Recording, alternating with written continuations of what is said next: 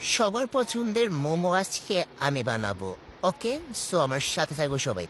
এই তো দেখো, প্রথমে আমি একটা চিকেন নিয়ে নিলাম, তারপর কেটে নিলাম। আর তোমাদের শরীরে যত রাগ আছে সব এই চিকেনটার উপরে মারবা, বুঝছো?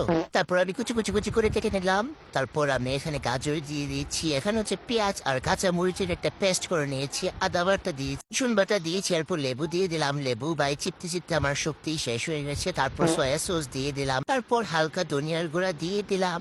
তারপরেই তো লবণ দেখো আমি ফালাই দিছি। ভাই কোনো কাজে আমার দ্বারা হবে না, বুঝছো?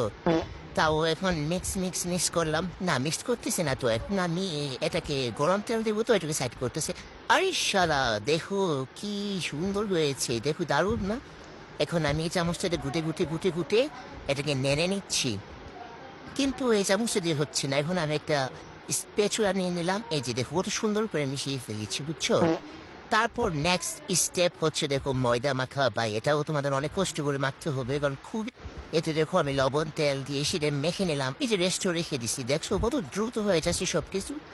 তারপর তো একদম রুটি বেলে কেটে নিচ্ছি, এই যে দেখো মোমো বানিয়ে ফেলছি। এই যে দেখো এটা হচ্ছে একটা শেপ, তারপরে দেখো আরেকটা শেপে বানিয়ে নিচ্ছি। মানে যেভাবে শেপ দিও না কেন ভাই, খেতে খুবই মজা হবে। মানে একটা হলি হই, তাই না?